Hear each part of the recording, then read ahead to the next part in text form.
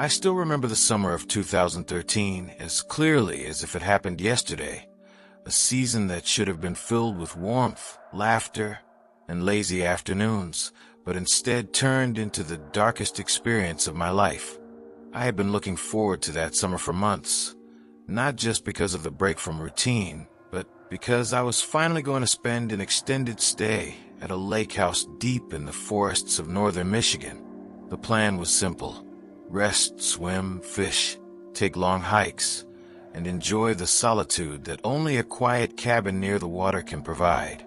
I wanted distance from the busy world, from screens, from the constant buzzing of my phone, and I wanted to feel the kind of stillness that only nature could offer. The first few days lived up to every expectation. The lake spread out like a silver mirror under the summer sun, surrounded by thick pines that whispered whenever the wind moved through their needles. The cabin was old, built sometime in the 1950s, but sturdy and comfortable, with creaking wooden floors that smelled faintly of pine resin and dust. I spent the days swimming in the cool water, lying on the dock with a book, and watching the sun sink behind the tree line each evening, while the air turned cooler and the crickets began their chorus. But the deeper I settled into the silence, the more I began to notice a different kind of weight pressing on me, something that went beyond the isolation I had originally craved. At first, it was only small details, things that could easily be explained away if I didn't think too hard about them. There were faint footprints on the dock in the mornings, larger than mine and leading toward the woods. Sometimes, when I returned from a hike, I thought the chairs on the porch were slightly moved from where I had left them. Even the old rocking chair on the deck seemed to face the water at odd angles, as if someone had been sitting there when I was gone, staring at the reflection of the forest across the lake. I tried not to overthink it. A lake house in the woods wasn't supposed to be spotless and orderly. Wildlife could wander up to the dock. Wind could knock things out of place. And I told myself the chair had probably been crooked for days, and I just hadn't noticed. But I couldn't shake the feeling that I wasn't entirely alone. The nights were the hardest. Darkness at the lake was different from anywhere else I had lived. In the city, there was always some glow in the sky, a faint hum of traffic, or the presence of other people nearby. But out here, once the sun fell, it was as if the world ended at the edge of the porch. The trees turned into a single solid wall of shadow. The water became a black expanse without depth, and the silence pressed against the cabin like a living thing. When the wind blew, the branches creaked in ways that made the silence worse. When it stopped, I could hear my own heartbeat thudding too loudly in my ears. On the fourth night, I had trouble sleeping. I left the bedroom window cracked open for air, but that only made the sound sharper. Around midnight, I heard splashing out on the lake, not the small kind that fish make, but steady and heavy, like a swimmer pulling through the water. My skin prickled instantly, because there were no other houses nearby, no boats, and no lights across the water.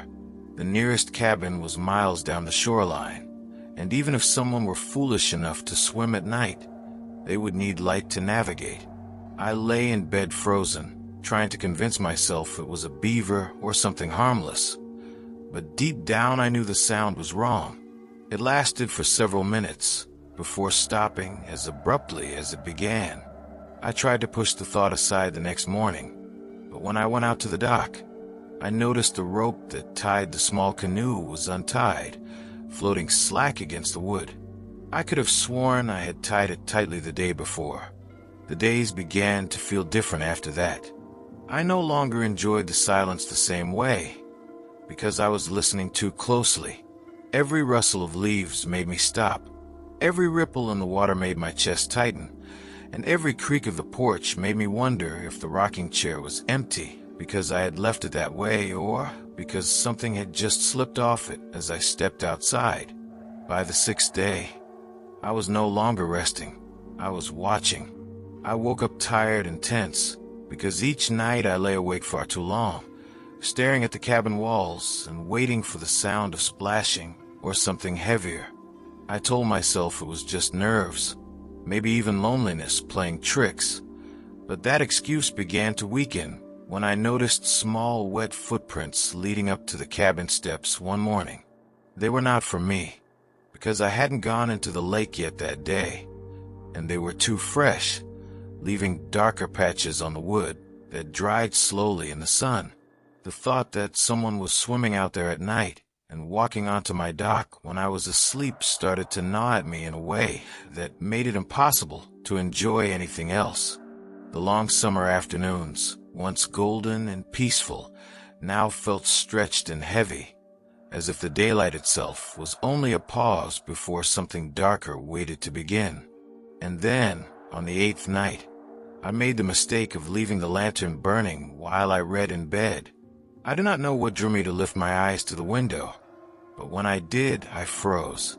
Across the lake, in the dense shadows of the opposite shore, I thought I saw something move. It was only for a second, only the barest suggestion of a shape breaking the straight black line of the forest, but it was enough to make my breath catch and my skin turn cold. I told myself it was nothing, just trees swaying, just my eyes tricking me. But when I glanced back moments later, I was certain that the outline was gone, as if whatever had been standing there had stepped back into the forest. That night I didn't sleep at all. The following morning, I walked down to the dock again, my body heavy with exhaustion from not sleeping, and I noticed something that made my stomach tighten in a way that no rational explanation could calm. The canoe was not only untied, but it was no longer even where I had left it the day before. Instead, it drifted about 30 feet from the dock, rocking gently in the ripples, as though someone had pushed it out and then abandoned it mid-water. I stood there staring for a long time, the boards creaking beneath my bare feet, and for a moment I wondered if I should wade out and drag it back. But something inside me whispered not to touch it. Something told me that it was not mine anymore. The lake seemed different after that.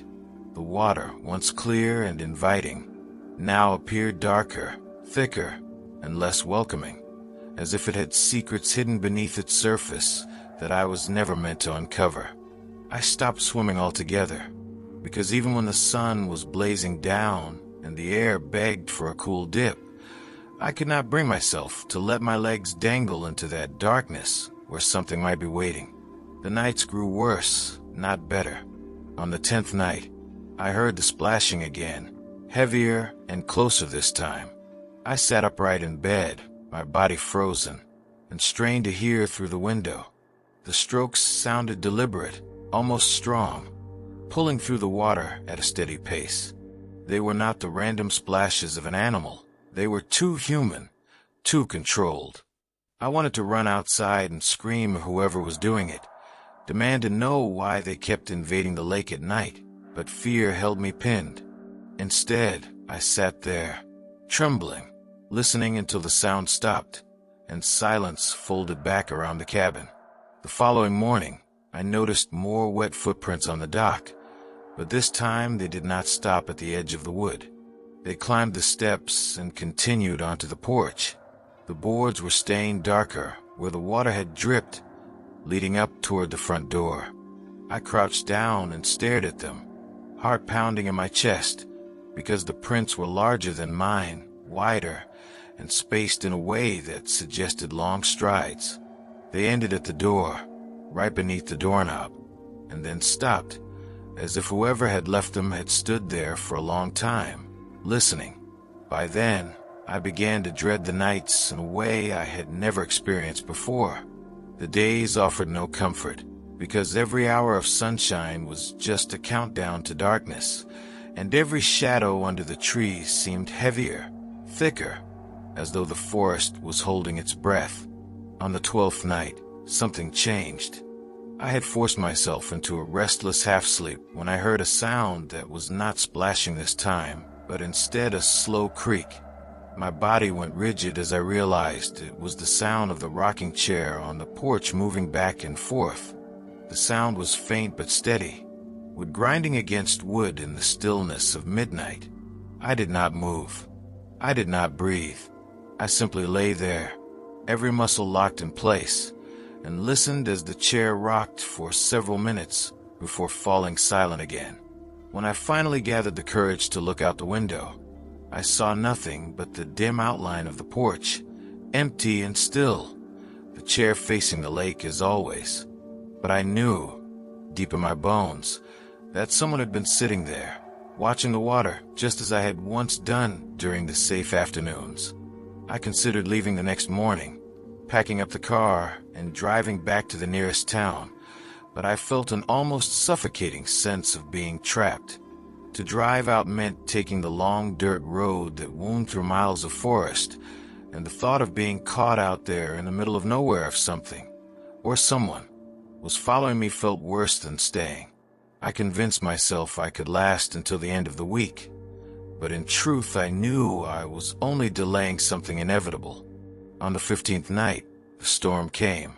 Rain lashed against the windows, and wind shook the trees so hard the branches scraped against the cabin roof. I thought the noise of the storm might drown out the sounds that haunted me, that maybe I could rest for once. But instead, in the middle of the storm's fury, I heard it, knocking. Soft, deliberate knocking at the door. 3 slow raps, followed by silence. My blood turned cold as the rain hammered and thunder rolled, because I knew no one should be out there in that weather. No one should be standing on the porch. I lay in bed trembling, staring at the door across the dark cabin, half expecting it to swing open. The knocking came again, louder this time, 4 times instead of 3. The sound of it was unmistakable, cutting through the storm like a deliberate invitation. I wanted to scream, to run, but all I could do was lie there and wait for it to end. After what felt like an eternity, the knocking stopped. The storm carried on until dawn, but I did not sleep at all. The next morning, when I finally gathered the courage to step outside, I found the canoe tied neatly back to the dock, tighter than I had ever tied it myself. The footprints on the porch had been washed away by the rain, but the rocking chair was facing not the lake this time, but the cabin door. I left that afternoon, throwing everything into the car and driving down the dirt road as fast as I could. I did not look back. I have never returned to that lake, and I never will. Yet sometimes, when summer storms rattle my windows and the rain drowns out the night, I swear I can hear faint splashing in the distance, as if something is still out there, moving slowly through the water, waiting for me to come back.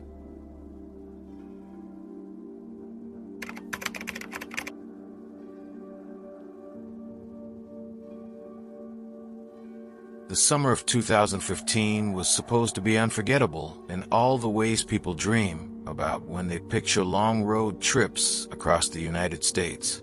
I had planned it for months, a drive from the Midwest to California, stopping at landmarks along the way, staying in small motels, and watching the country shift from rolling green hills to wide open plains and finally into the dry desert heat of the Southwest. I imagined freedom, music playing from the car speakers, windows rolled down, the endless road stretching ahead beneath a sky so big it seemed to have no end. At first, the trip lived up to every expectation.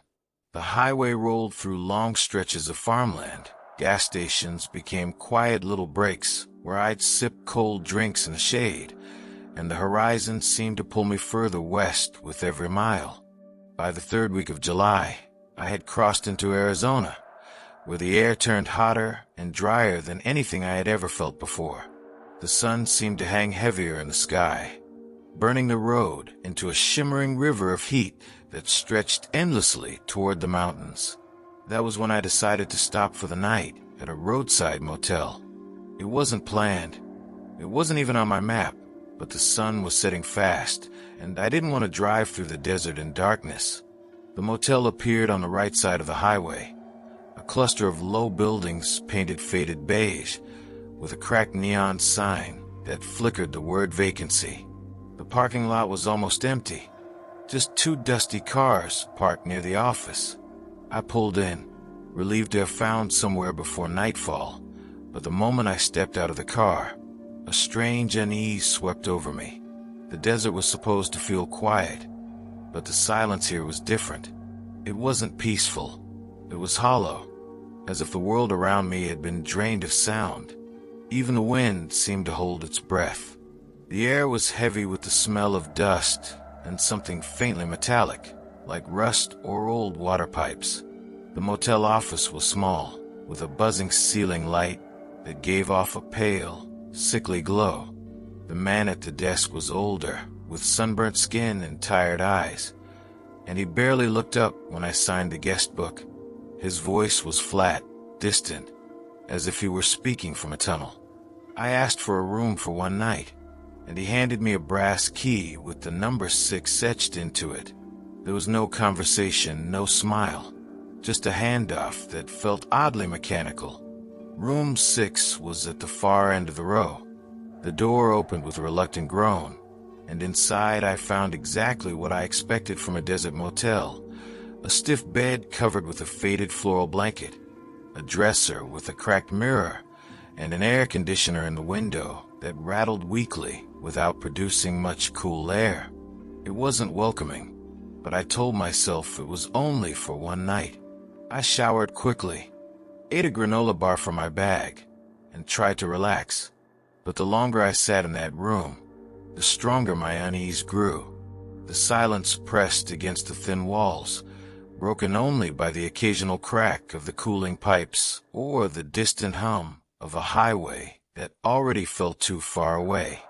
When I looked in the cracked mirror above the dresser, the room behind me seemed slightly darker than it should have been, as though the corners swallowed light in ways I couldn't explain.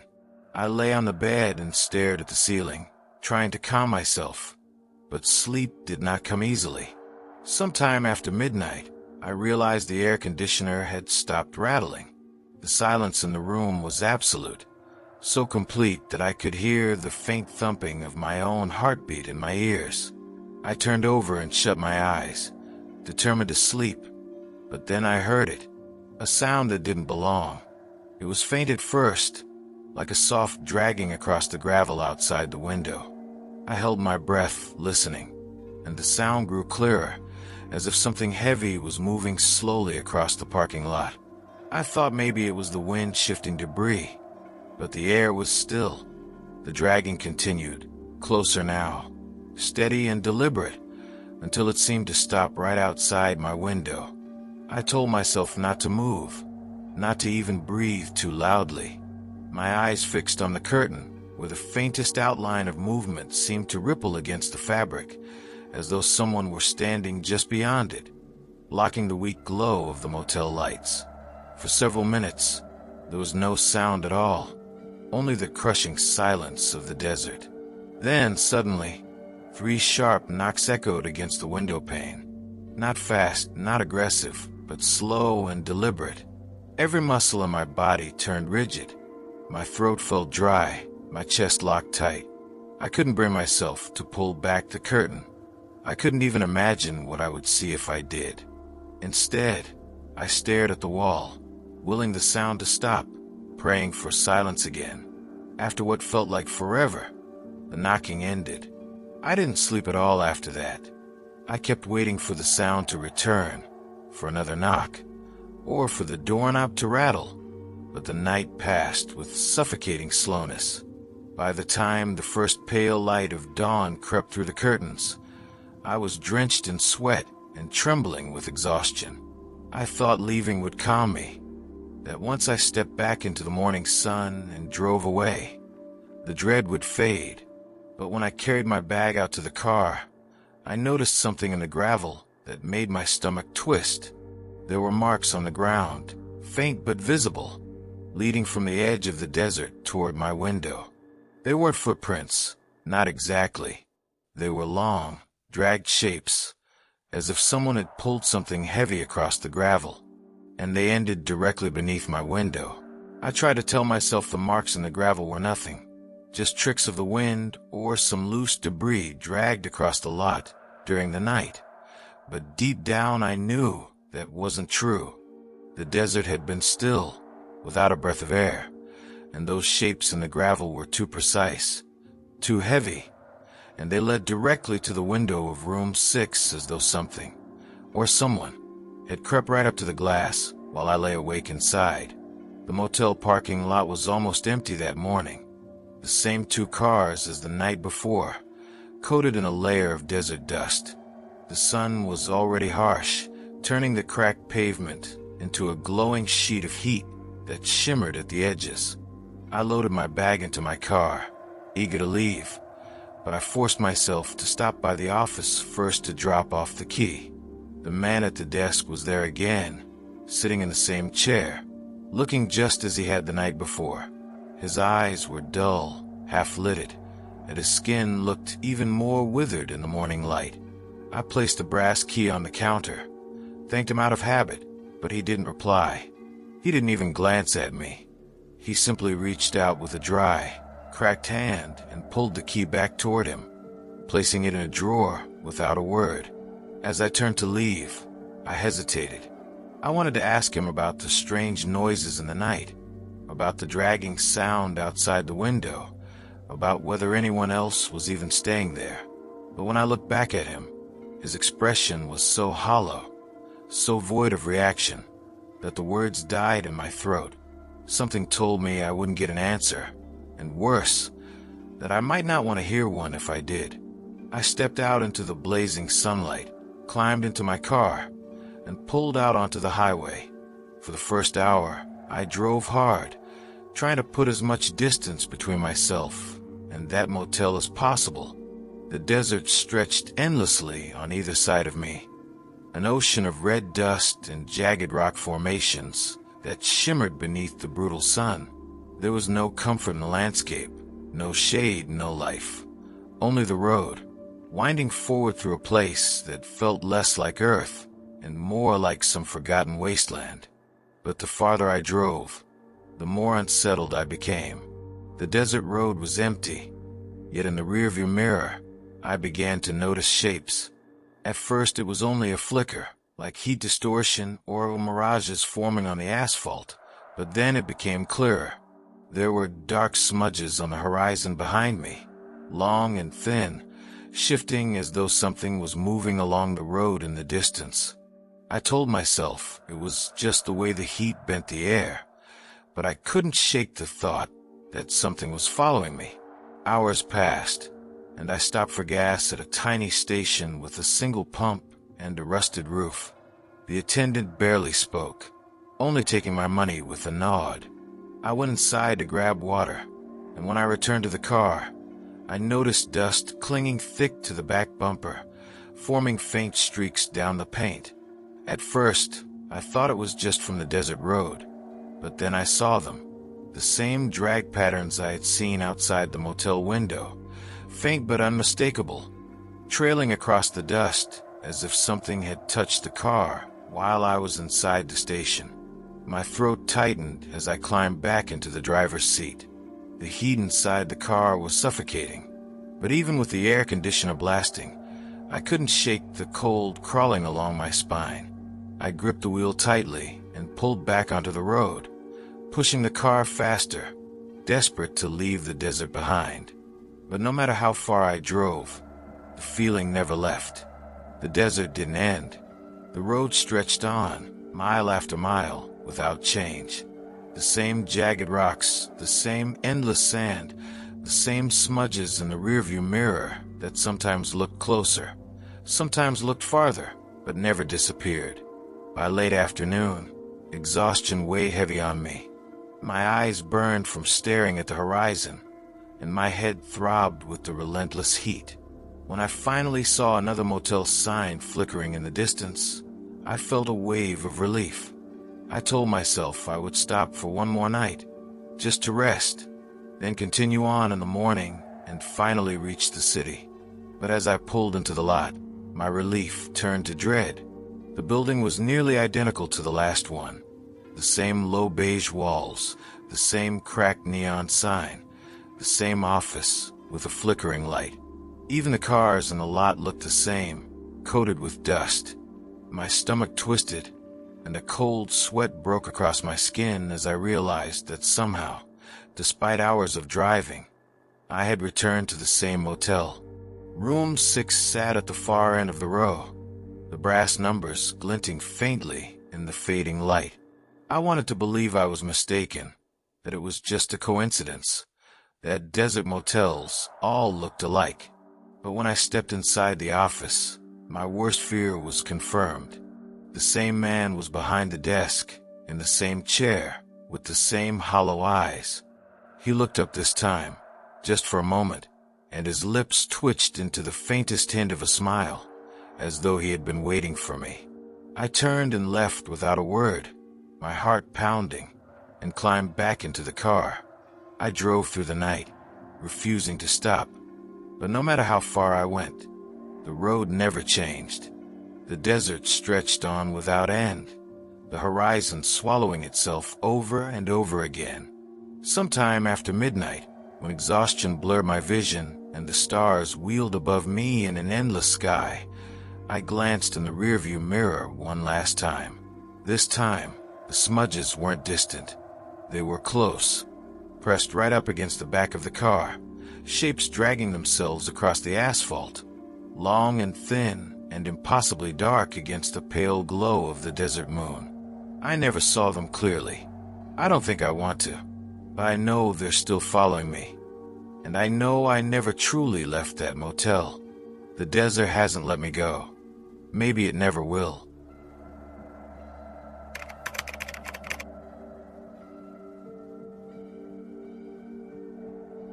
I had always loved the idea of spending weeks in the mountains, away from everything familiar, where the air was cleaner, the nights were darker, and the days stretched endlessly without the weight of work or obligation. So when a co-worker mentioned that their uncle owned a remote cabin in Colorado and rarely used it during the hotter months, I didn't hesitate. I packed my car with supplies, loaded maps onto my phone, and set off on what I thought would be the most peaceful vacation of my life. The drive itself felt like part of the reward. The flat stretches of highway slowly gave way to rolling hills, and then the sharp, jagged outlines of mountains rose against the sky like the edge of some vast, ancient blade. The higher I drove, the more the air changed, thinning and cooling, filled with the scent of pine and the faint metallic bite of stone. By the time I reached the gravel road that led up to the cabin, I felt like I was entering another world entirely, one where time slowed and the outside world couldn't touch me. The cabin was perched on a ridge overlooking a valley filled with dense trees. It wasn't large, but it was sturdily built, with heavy timber walls and a stone chimney. A wraparound porch gave a view of the valley below, and in the distance, the peaks rose sharp and blue against the summer sky. I unlocked the front door with the key I had been given, stepped inside, and was immediately struck by the smell of wood smoke, dust, and old pine. The interior was cozy, with worn furniture, shelves lined with books no one had opened in years, and a stone fireplace that seemed to anchor the entire room in a sense of permanence. For the first few days, it was everything I had hoped for. I woke with the sunrise, drank coffee on the porch as birds sang in the trees, and spent the days hiking trails that wound through the forest and along the ridges. In the afternoons, I'd return to the cabin, exhausted but satisfied, cooking simple meals on the old stove and reading late into the night by lamplight. It was the kind of solitude I had dreamed of, pure, quiet, unbroken. But it didn't take long for that solitude to shift. On the 5th night, I woke abruptly just after midnight. The cabin was silent, but it was a silence that pressed on me in a way that felt wrong. Normally, the nights were filled with the sound of crickets, the occasional call of an owl, or the faint sigh of wind through the trees. But this time, there was nothing. It was as if the world outside the cabin had stopped, holding its breath. I lay there for a long time, staring at the wooden beams overhead, trying to tell myself I was imagining it. Eventually, I drifted back into an uneasy sleep. The next morning, I set out for a long hike deeper into the valley. The trail was narrow, winding down into dense forest where the trees grew so tall and close together that the sky was reduced to slivers of blue. For hours, I walked without seeing another person, relishing the quiet. But as I made my way back in the late afternoon, I noticed something that unsettled me. A second set of footprints ran alongside mine in the dirt. They were faint, as though made earlier in the day, but they matched my path closely, weaving in and out of mine as though someone had been following me. I told myself it was nothing unusual. It was a public trail. Someone else must have walked it earlier. But when I reached the cabin and turned back for one last glance down the ridge, the forest seemed darker than it should have been. The shadows stretched unnaturally long, and for a brief moment, I thought I saw movement far down the trail, a flicker of pale color among the trees. I squinted, waiting for it to appear again, but nothing stirred. That night, I couldn't relax.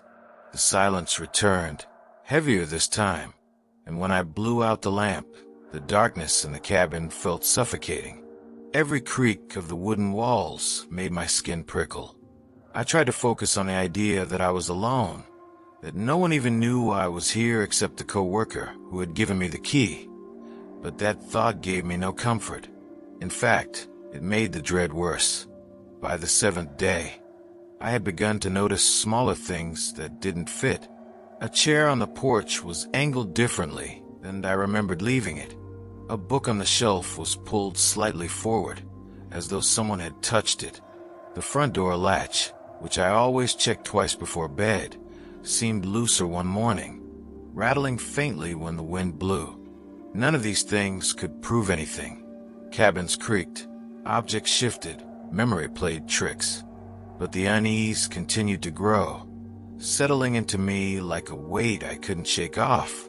Then came the night of the storm.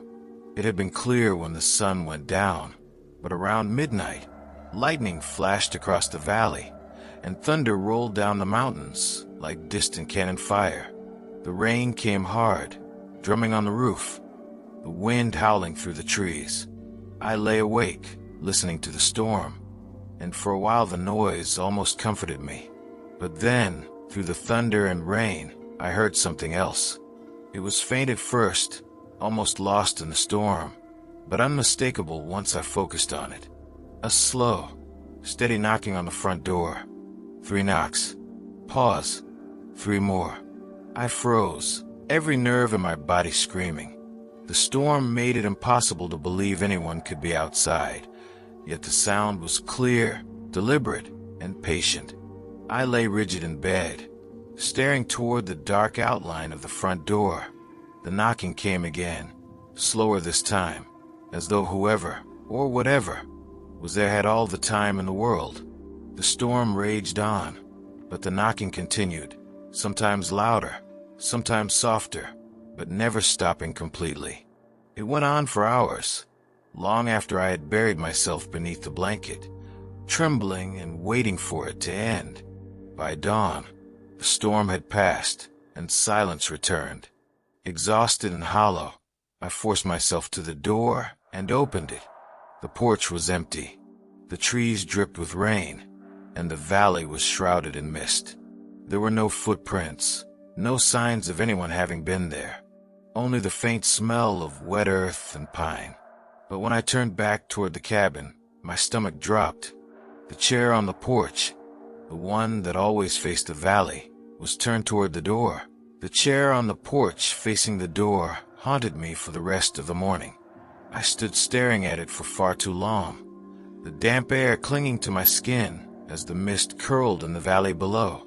There were no footprints on the wet boards, no muddy tracks on the steps, nothing that should have explained how it had been moved during the storm. And yet, there it sat, angled perfectly toward the entrance, as if someone had been waiting for me to open the door. I tried to shake it off, forcing myself into the rhythm of the day. I cooked breakfast, tidied the cabin, even set out for a short walk down the ridge trail. But everything I did felt mechanical, and my eyes kept darting toward the tree line. The forest that had once seemed peaceful now seemed to close in on me, its shadows darker, its silence more suffocating. Even the air felt heavier, carrying a strange scent I couldn't quite place, sharp and metallic, like rusted iron. That night, I decided to take no chances. I locked the doors, bolted the windows, and even pushed the heavy sofa against the front entrance. I told myself it was overkill, but the act of doing it gave me a false sense of control. The fire burned low in the fireplace, casting uneven shadows across the walls, and I tried to read until my eyes blurred. When I finally blew out the lamp, I lay stiff in bed, listening for any sound out of place. The forest was alive again with crickets and distant owls, but underneath it all, I thought I could still hear something else. A faint rhythm, too regular to be natural. Tap, tap, tap. It didn't come from the door this time. It came from the walls themselves, as though something circled the cabin slowly, dragging its fingers across the wood. The sound would stop for long stretches, then return from another side, closer, always closer. I buried my head under the pillow, my heart pounding, every muscle in my body tight with fear. At some point, exhaustion overtook me, and I slipped into a restless sleep, filled with jagged dreams of faceless shapes moving through the trees. When I woke the next morning, sunlight streamed through the window, and for a brief moment I convinced myself it had all been in my head. But then I noticed the marks. On the outer wall of the cabin, just below the windows, the wood was gouged in long, thin scratches. They weren't deep, but they trailed in wide arcs, circling the cabin completely. I followed them all the way around, my stomach turning colder with each step. Something had been here. Something had touched every side of the cabin while I was inside, hiding and pretending to sleep. I thought about leaving then and there. The road wasn't far. My car sat in the clearing, waiting. But stubbornness, or maybe denial, kept me from packing. I told myself it was just an animal. A bear, a raccoon, even a mountain lion, it didn't matter. Anything was better than admitting the alternative. But deep down, I knew the truth. Those scratches hadn't been made by claws. They were too deliberate, too precise. They had been made by fingers. Over the next 2 days, the cabin turned into a place I no longer recognized. Objects shifted when I wasn't looking. A mug I had set on the counter was found on the windowsill. My boots, always lined neatly by the door, appeared one morning by the foot of my bed. Once, I woke to find my backpack unzipped and my clothes folded in a pile on the floor. The worst part was the smell.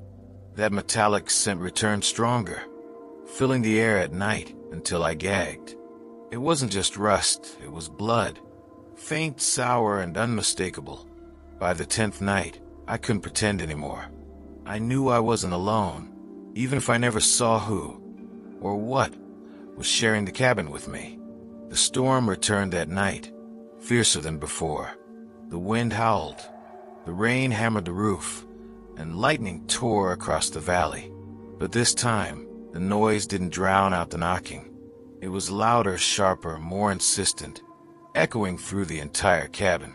The walls shook with each strike, as though whoever stood outside was no longer patient. I didn't move. I stayed frozen in bed, clutching the blanket, waiting for it to stop. But then, through a flash of lightning, I saw something that nearly stopped my heart.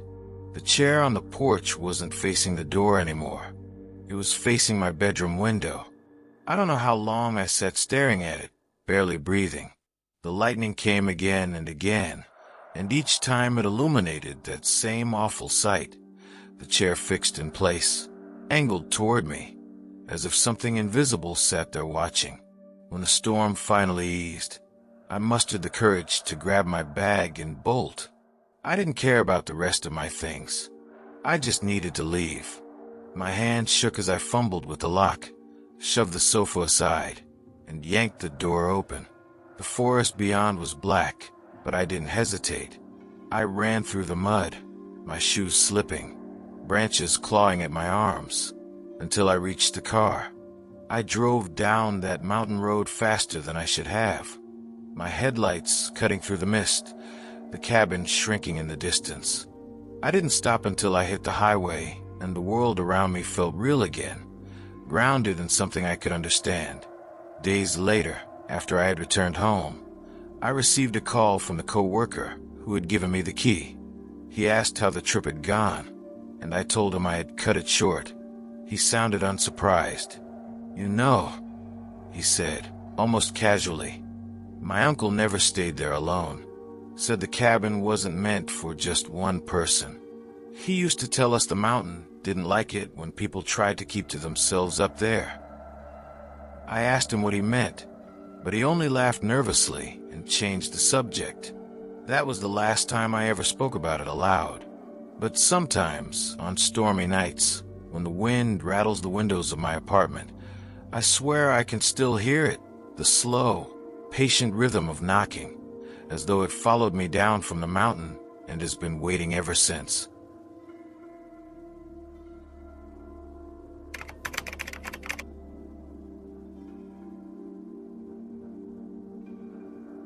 The summer after college was supposed to be a season of freedom, the first true stretch of time in my life when no one expected me to be anywhere or do anything in particular.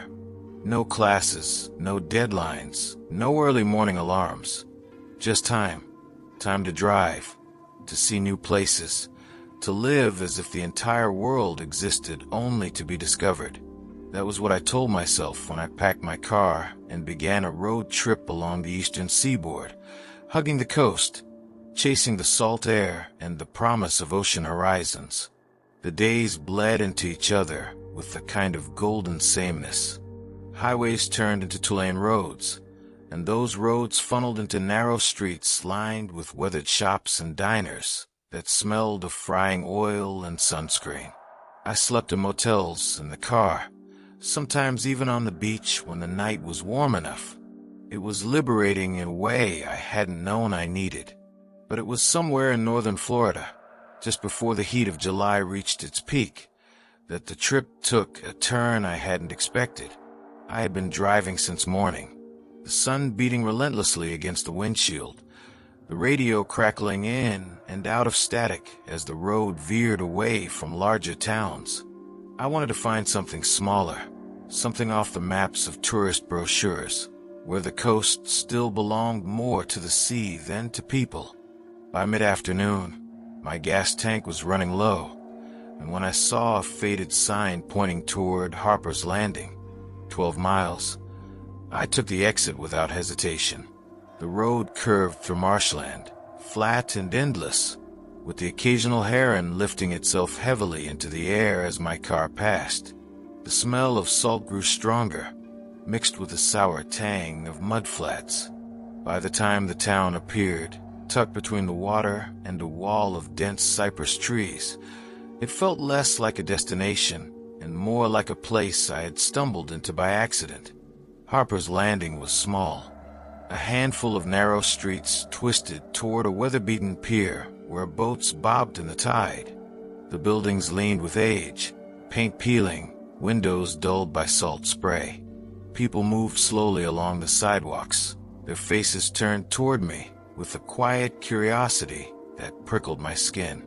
There was no welcome sign, no bright banners of summer festivals, nothing to suggest the town expected visitors at all. I filled the tank at a lonely station with pumps so old I half expected them not to work. The man behind counter said little, his eyes lingering too long as he rang me up. Still, something about the place tugged at me. Maybe it was the way the air smelled fresher by the water, or how the town seemed frozen in another time, untouched by the chaos of highways and cities. Against my better judgment, I asked the man if there was anywhere to stay the night. He hesitated before answering, then told me there was an inn by the pier. The inn was a squat, two-story building with salt-stained shutters and a sign that had long ago lost most of its paint. Inside, the air was cool and damp, the scent of mildew clinging to the walls. The woman at the desk handed me a brass key without asking for identification, her hand shaking slightly as she slid it across the counter. My room overlooked the water, where the tide sloshed against the pylons of the pier in a slow, hypnotic rhythm. For a while, it was almost pleasant. I walked along the shoreline, the sand littered with broken shells and driftwood, and watched the sun sink into the horizon. The colors bled across the water, orange, red, then bruised purple. The town seemed to retreat into itself as the light faded, doors shutting, streets emptying until I was the only one still outside. That was when I noticed the sound. At first, I thought it was just the water, the endless whisper of waves against sand and stone. But as I listened, I realized it was different. Too deliberate, too patterned. A low, droning hum that rose and fell in steady intervals, almost like a chant carried by the wind. It came from somewhere near the pier, though I couldn't see anyone there. I stood frozen, the last of the sun dying behind me, until the sound faded back into the rhythm of the sea. My chest was tight as I returned to the inn, the streets now utterly silent. The lamps along the pier flickered weakly, struggling to push back the darkness.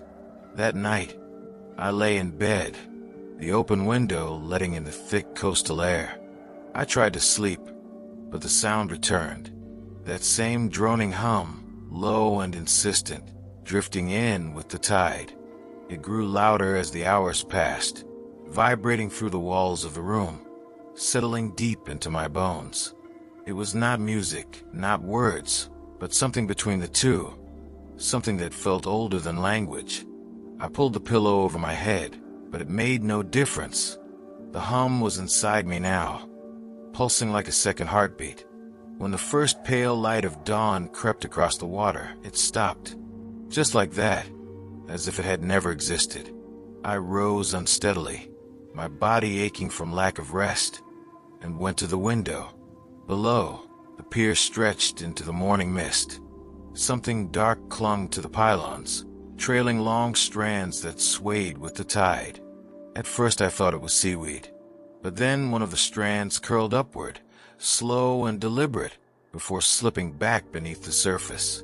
I stood at the window for far too long that morning, watching the tide move sluggishly around the pier pylons, staring at the dark strands swaying in the water. The more I looked, the more I convinced myself they weren't plants at all. They moved with an odd deliberation, sometimes curling in on themselves, sometimes floating upward, just enough to break the surface before sinking again. No seaweed I had ever seen moved like that. When I finally left the room, the inn was nearly silent.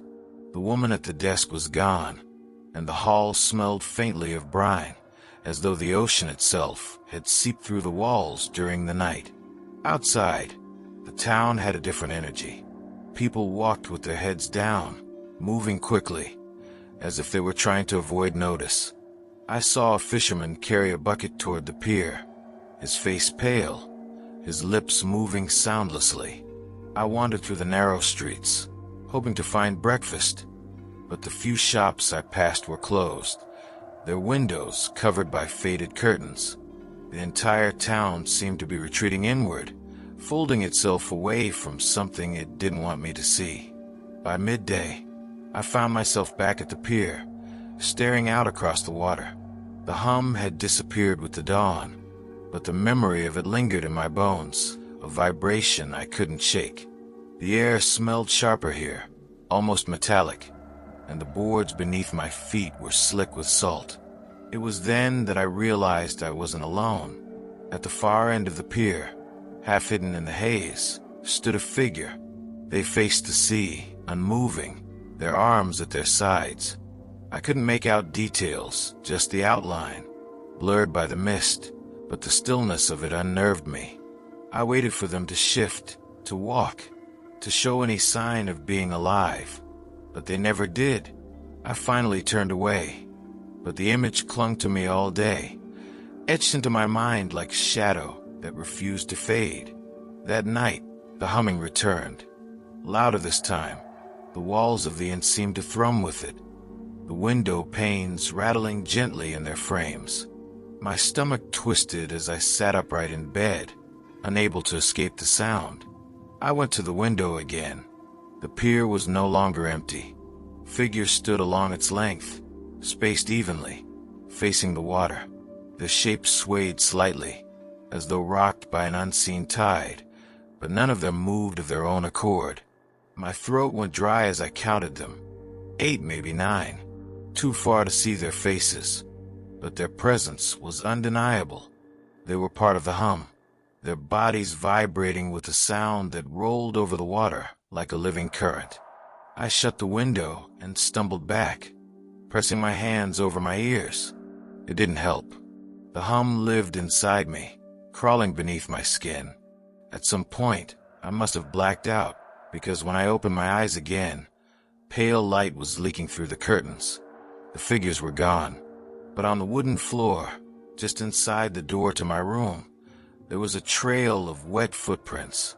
They led from the hallway to the window, then vanished as if whoever had made them had simply dissolved into the air. I wanted to leave. I wanted to run to my car, drive until Harper's Landing was a smear in the rearview mirror. But some pull, deep and irrational, kept me there. It wasn't just curiosity, it was compulsion. The hum had burrowed into me, and I couldn't imagine leaving without knowing what it wanted. On the third night, the truth came. The town was deathly quiet by sundown. Doors were bolted, lamps extinguished. The streets were abandoned, as though everyone had agreed to hide from what was coming. I sat in the room, waiting, my heart pounding. The hum began slowly, rising from beneath the waves. It built layer by layer, each note sliding into the next, until the entire world seemed to tremble with it.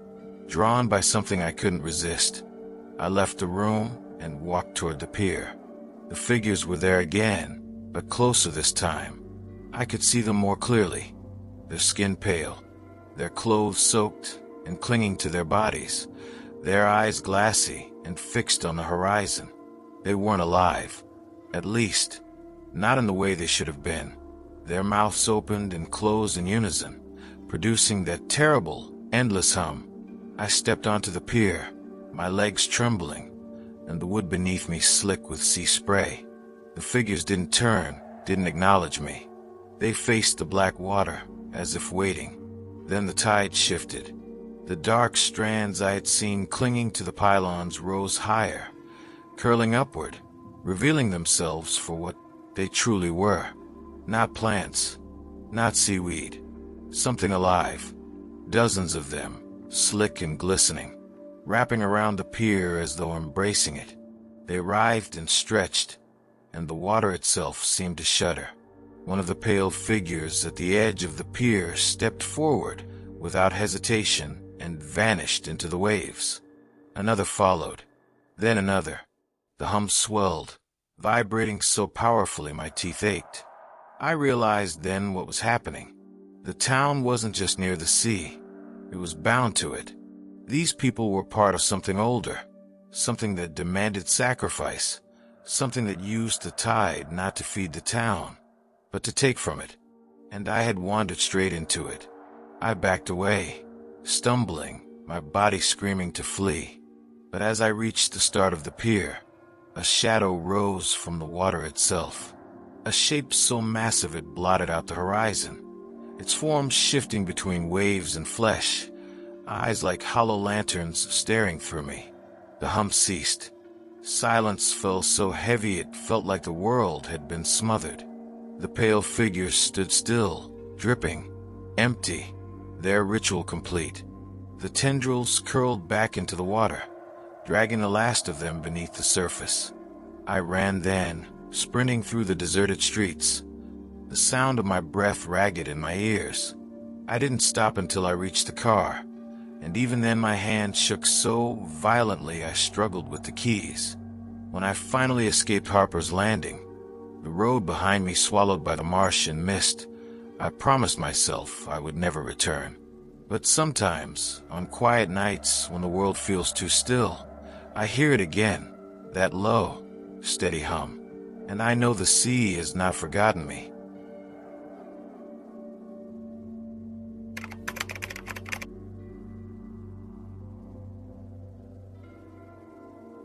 I had been accepted into a cultural exchange program, a kind of student immersion that promised not only travel, but the chance to live with the host family in a different part of the country.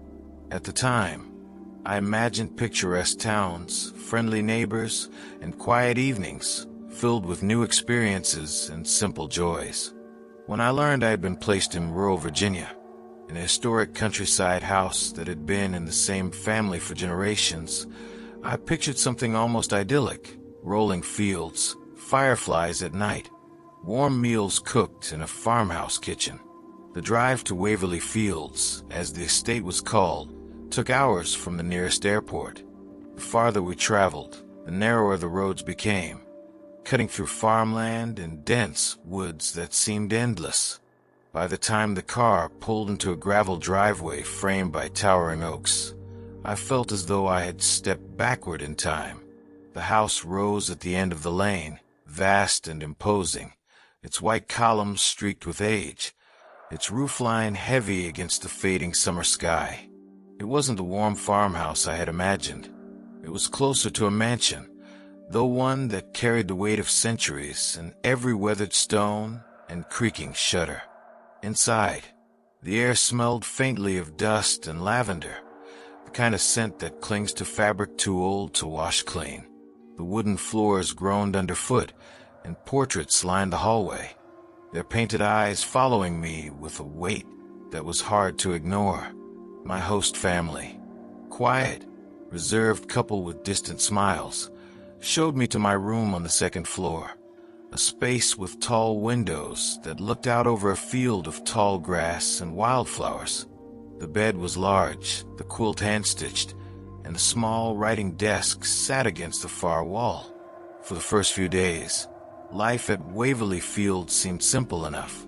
I joined in meals, walked the sprawling property, and tried to settle into the slow rhythm of rural life. The countryside had its own beauty: rolling hills dotted with barns, the chorus of cicadas in the evenings, the way the stars seemed brighter without the interference of city lights. But from the beginning, something about the house itself unsettled me. It wasn't just the way the halls seemed colder than they should have been, or how the furniture cast long, sharp shadows in the glow of the lamps. It was the sense of stillness, as if the house itself was listening. Every sound I made, footsteps on the stairs, the creak of a door, the shifting of the quilt on my bed, seemed amplified, echoing into the silence as though something unseen was taking note. At night, the unease deepened. The house was never quiet the way I expected. The wind groaned in the shutters, floorboards creaked in distant halls, and sometimes, just as I was drifting toward sleep, I would hear faint tapping from inside the walls. The first time it happened, I told myself it was mice. The second time, I lay awake for hours, counting each tap as though it were a code I was not meant to understand. On the sixth night, I woke to the sound of footsteps.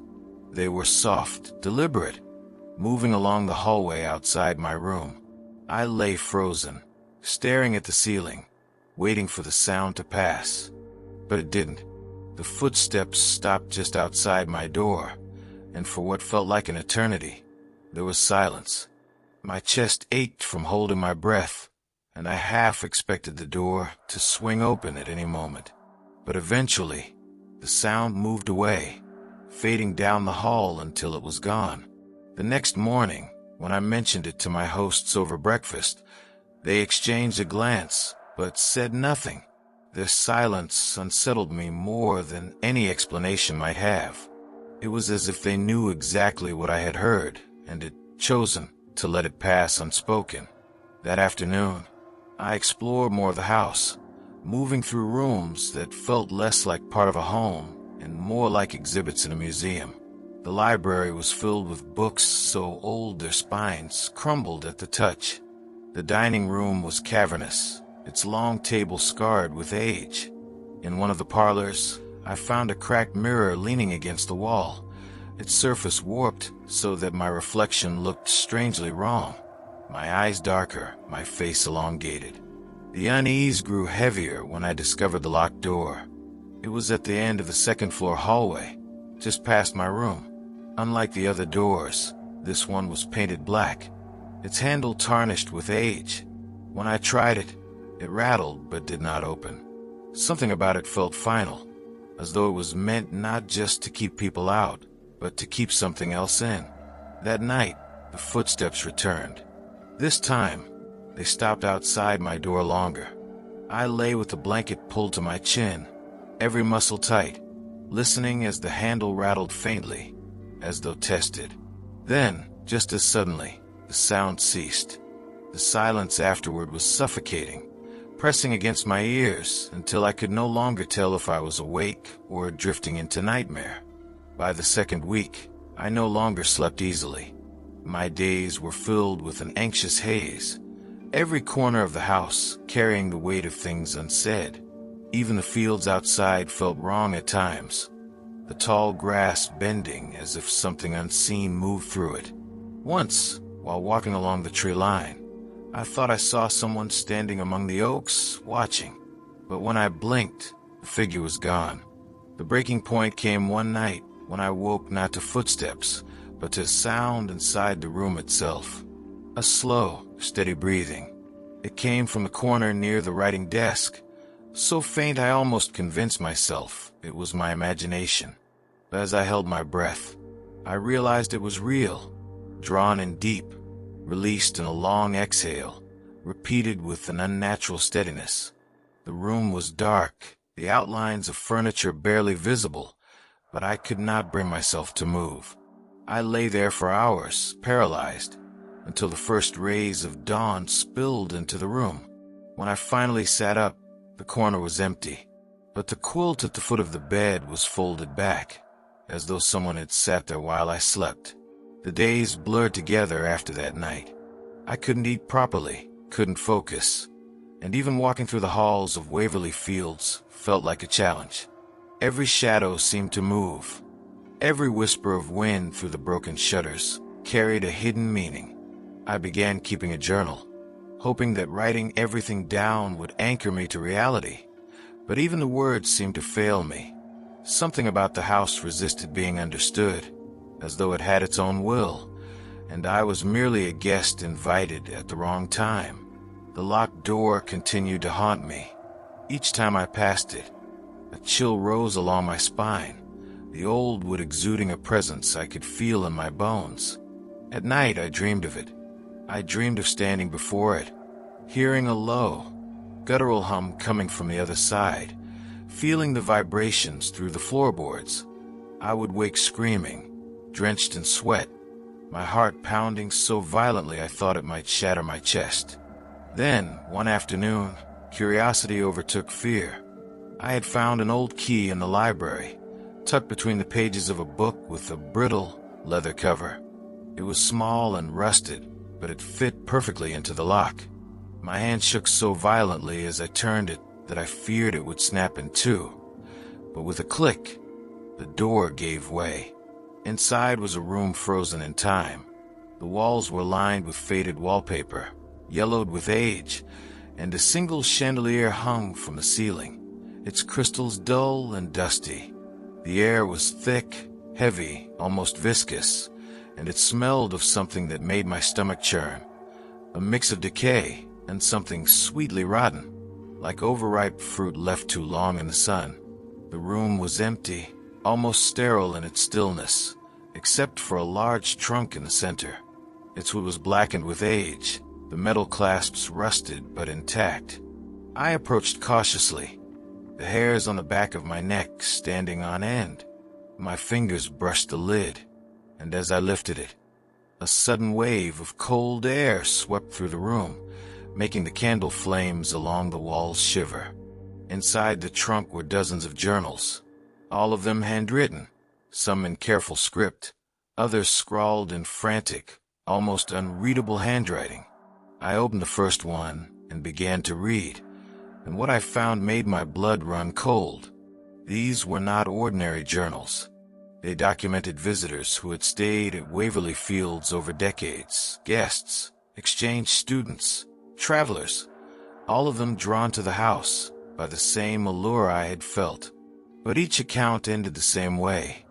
The writer had heard something in the night, something that watched, something that entered the room silently and left before dawn, and each had vanished without explanation shortly afterward. I read further, my hands trembling as the stories grew darker. There were descriptions of shadows moving independently, of whispers and languages no one could understand, of figures standing at the foot of beds with hollow, featureless faces. And always, the locked room at the end of the hall played a role. The journal spoke of a presence contained there, an entity older than the house itself, that demanded attention, that grew restless when ignored. By the time I looked up from the pages, night had fallen.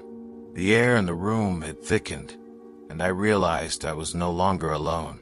A figure stood in the corner, tall and thin, its body obscured by darkness, but I could feel its eyes on me, burning through the shadows. The breathing I had heard before filled the room again, steady and rhythmic, and a low vibration rose from the floorboards. I wanted to scream, but no sound emerged. My legs refused to move. It stepped closer, gliding rather than walking, until the blackness of its form pressed against the edge of the trunk. I could feel a pressure in my chest, an urge to obey, an instinct to kneel, to offer myself. And then I understood. The house had never wanted me to leave. I had been drawn there not by chance, not by choice, but by a compulsion older than any of the families who had lived within these walls. The entity in the locked room required witnesses, observers, people to feed the house's memory, to keep it alive. I stumbled backward, the trunk falling shut with a resounding thud, and fled down the hall. Behind me, I heard the soft click of doors, the whispers of pages turning, and the faintest laughter, not human, not entirely, but filled with satisfaction. I didn't stop until I was in the guest room, barricading the door with the dresser. I stayed awake the rest of the night, unable to sleep, listening as the house moved around me. The walls groaned, floors shifted, and that steady breathing circled the room, never ceasing. By dawn, I had made my decision. I would leave Waverly Fields. I packed hurriedly, avoiding eye contact with the shadows that seemed to linger just beyond the walls, and carried my bags down the stairs. The front door opened easily, and for a moment, the summer sunlight outside made me believe I had escaped. But as I drove away, my eyes caught the windows of the house behind me. The portraits in the hallways, the chandeliers, the floors, they were all visible from outside, and in the second-floor window, directly above the door, I saw a shape that mirrored my own, crouched, watching, and impossibly still. I never returned. I never spoke of what happened, but at night, when the wind moves through the trees and the shadows seem too heavy for their surroundings, I still feel it. The weight of the house at Waverly Fields, the eyes that watched, and the understanding that it waits for the next visitor, the next witness, and that one day it will find me again.